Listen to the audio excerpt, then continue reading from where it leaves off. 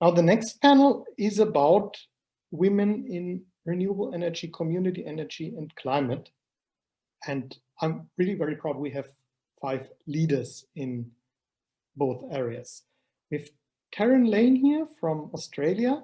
She's one of the leaders of the community energy movement in Australia.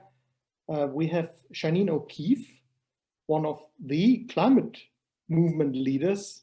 Janine, you're one of those people who invented the For Fridays movement. Very proud to have you here. We have Maryke van Staden. You've already gave an introduction, one of the female leaders in the sustainable cities area. We have Namira Hamid from Pakistan, leading the Women in Pakistan organization. And we have Katsumi Toyoka from Japan, one of the leaders of the Japan Community Power Association, also leading one of those community energy groups in Japan. And you're supported by Makoto Tajima, who is working with ICEP Japan, who will help with translation, interpretation. So I really like the way how Christina, you started that first panel that we had. And may I just ask also a similar question to our 5 panelists? How did you get into the work that you're doing? Taryn, how did you get into renewable energy? How did you start this? I think you're muted. Still muted? Yes, I think she were now.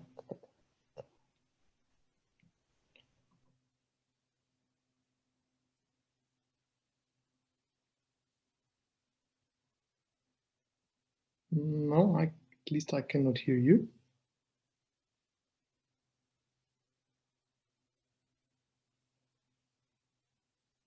Let me just try to ask.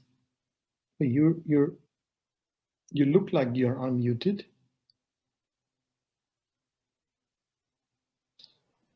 You can also unmute yourself with your own button at the bottom left. But Terran looks unmuted, but we cannot hear you.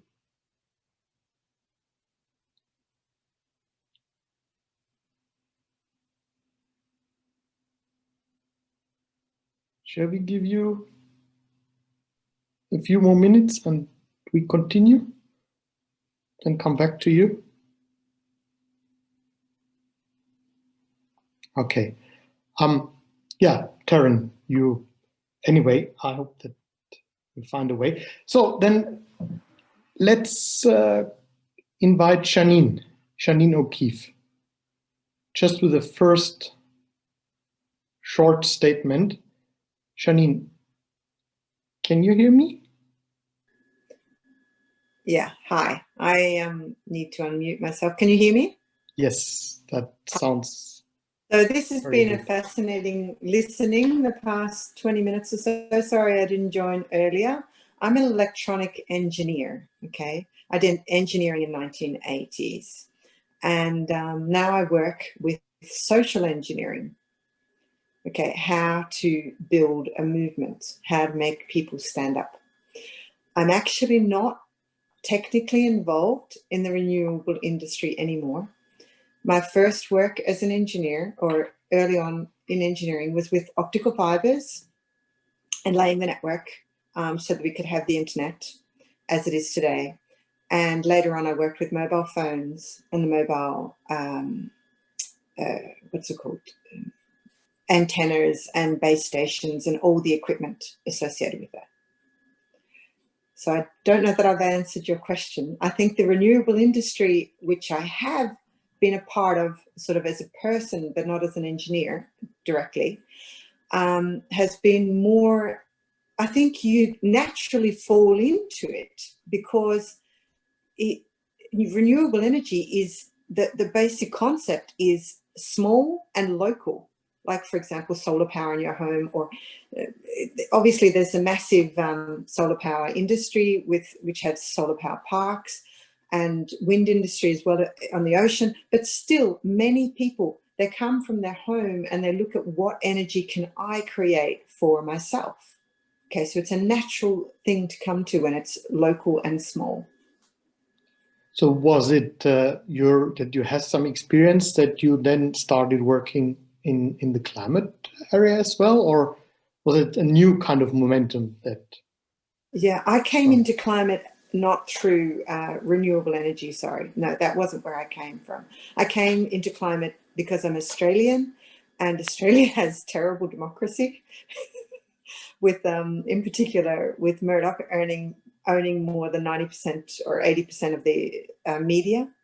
And I was looking for democracy. So actually I would see myself closer from the line of the South Australian women's vote in the 1890s, leading to suffragette work, which meant that unfortunately Australia has now been translated into a system where, even though it has a democracy, the media is so concentrated that democracy fails. And so from discussions and understanding democracy, I then moved into climate. It's a very broad motivation. That's what we also heard from our previous speakers, actually. Yes, I think your previous speakers I match fairly closely because, and I think it's natural for, like, the climate movement is dominated by women. There's no way you could say it's not. Okay, even the younger girls, they're like more than well and truly more than 60%, probably 80 or 90%. And then even the people, the older people involved, who probably struggled longer, they're also 60 to 80%. But we tend to stand back because we want a movement. So the person who picks up the mic tends to be male, unfortunately. So it is actually a reflection about how our society works and the suffragette process, actually, in my view. Good. Now, shall we try Taryn again? I think as you just referred to Janine from Australia, you are now in Australia, while Janine, you're now living and working from Sweden. Taryn, sounds like we can hear you now. Sounds like you can hear me? Yes. Fantastic. Hi everyone. Yeah, thank you for having me, and sorry about the error before. So how I came into it, I think I've got a very similar narrative as well, where for me it was really about community-led democratic participation, social justice. So I'm a community development practitioner, and I worked in many locations. I worked with Aboriginal, like Koori communities in Australia. I worked internationally in international development, and then came back to Australia and met the founders of what was to become the first community-owned wind farm in Australia. And, there were many issues at that time. There was a lot of, opposition to wind. There was a very kind of well-funded anti-wind farm sort of entity that was going around Australia and really, creating a lot of fear in communities. And, I was really interested in taking my skills in appropriate development into the context of renewables. But yeah, I'm certainly not an engineer, and my focus point has been more of a community development approach and democratic participation. Thanks so much, Taryn. And I think we hear a bit more later from all of you, but let's just make this kind of introductory round. And I'd like to invite Maryke. Maryke, you are now working for the most important local governments network. You're originally from South Africa. How did you start all this work? That's very interesting. I moved from government to working for an NGO in Germany, the International Solar Energy Society, actually. So it was a lovely switch to see and to learn about renewable energy. And indeed, I think my mentors have been both men and women, and hats off to Marika, but also to many of the pioneers. Many of them were men in this space, because at the time it was mostly engineering. But then when we brought in architecture, Anna-Greta Hessnes and others also were part of my mentors who introduced me to this space and made me excited about energy coming myself, I'm a political specialist. Basically, international politics is my daily work. But coming into this perception and now working with local and regional governments, where we're in a climate emergency where we need the switch to clean, safe, secure energy, and renewable energy is the logical option from all perspectives, in my view. But what I still see in this political space that I work in, still very male dominated. Most of our political leaders, our mayors, our councillors, our presidents and ministers are mostly male. And it is, for me, one big question why women are not active in this space. And I think it is also because it's not a comfortable space, because it's a very aggressive space, a very competitive space. So we need to train women to be more able to speak up and to raise the level of discourse, I would say, and focus on inclusive solutions-oriented approaches. I would like to talk a little bit later more about what we're talking actually about is equality and the well-being of all people when we deal with climate change and the issues around it. It includes generating access to energy. Many poor communities have no energy and they are using fossil fuels or burning wood just to cook or whatever. There is tremendous possibility in the scope of unfolding community energy, looking at access to energy, looking at resilience in the energy systems, looking at climate protection.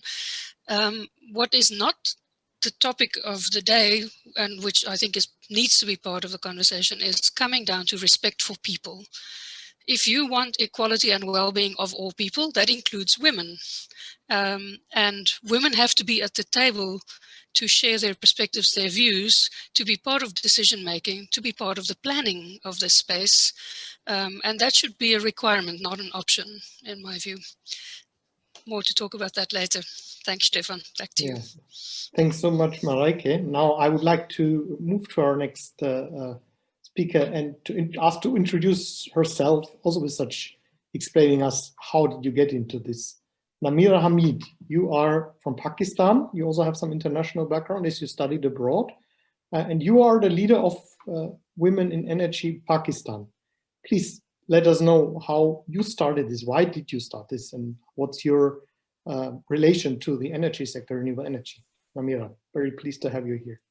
Hi, thank you so much for having me. I joined this a little earlier just to be able to hear the panelists from the previous one as well, and I'm so glad that I did that. Some familiar faces and friends in this movement that we're all in, so it was really nice to see this community being brought together by WWEA today. My personal journey into this issue or topic is that I studied public policy and energy from the United States. And we had a very sort of gender balanced, classroom. And that's what you expect when you join the workforce. I moved back to Pakistan, my home country, after my education. And the first job that I started was in the government, in the energy and policy making sector with the public government agency. And yeah, so many of what people have shared already, you being the only woman using that bathroom, female bathroom, or at the decision-making table, it's all men. And you would have females in the room, but they're on the sides, taking notes, and they're the interns, or they're the very generalist administrative positions. And that's not nice, because it just makes it a very awkward and also a very non-inclusive experience. So there were a few other women in the sector working at the same time that I was, some in the private sector, some in academia, some as lawyers. And we got together around 3-4 years ago, and we said we need to do something about this. If we are in a position of privilege, then we definitely need to share that with others. So that's sort of the personal journey that led to creating our professional network for women in energy in Pakistan. Most of our members are working in renewable energy, in energy efficiency and conservation, in national regulators, and distribution companies. So it's a very interesting mix, and I'll be very happy to share more about this in the presentation later. Thanks so much, Namira. Again, great to have you. Now, our fifth panelist is from Japan, Katsumi Toyoka, and I know that your connection, Okay, are you with us now? Katsumi Toyoka. I know that Makoto also, as I mentioned, tried to support. Yes, I'm here. I'm here with Kazumi connected by smartphone. Yes. So Okay. she'll be on the podium in a minute. Okay. Okay. Hi. Hello. Hello. Hello. Welcome to Japan. So let me just briefly welcome you. You are one of the board members of the Japan Community Power Network. Yes. But you also leading one of those community energy enterprises in Japan. So we're very pleased to have you here because you're one of those leaders in Japan. So please, if you can let us know how you started this. Okay. 田島さんお願いします。大丈夫ですか？はい、大丈夫ですよ。大丈夫。はい。大丈夫です。では、自己紹介を、はい、いたします。I'm going to introduce myself. はい、豊岡和美と申します。My name is Kazumi Toyoka. はい、日本では2011年3月11日に東日本大震災があり、福島で原子力発電所が爆発しました。Yeah, as you know, in Japan in 2011, there was a big earthquake, the Great Japan earthquake, which caused the Fukushima nuclear power plant meltdown. それでたくさんの命が失われて、その上福島は今なお放射能に復興を妨げられています。And then many lives were lost. Not only that, Fukushima rehabilitation is hindered by the still remaining radioactive in Fukushima, radiation in Fukushima. はい、福島県は原子力発電所の立地という経済政策を自治の柱として受け入れてきたのですが、地方に暮らす私たちも基本的に何によって地域を作るのか問い直しに直面しました。As a marginalized prefecture, Fukushima Prefecture could not help accepting a nuclear power plant in the first place as a pillar policy of regional development, which was demanded by national economic policy. But now we are reconsidering how we are facing fundamental questions, what kind of regional development policy we should choose. はい、そこで仲間と共に再生可能エネルギーの団体を立ち上げて、地域による地域のためのエネルギーの検討を始めました。Therefore, that was a big motivation that I established the renewable energy groups together with my friends and colleagues, and started thinking about how and also implement renewable energy project suitable to local setups. はい、以上です。That's it for now.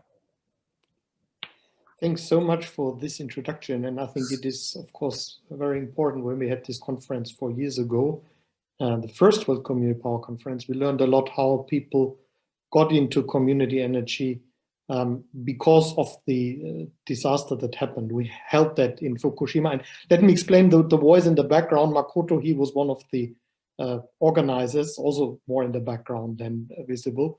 Makoto, it's nice to have you here as well on board. We've asked some of you also to present a short also introduction of what you do.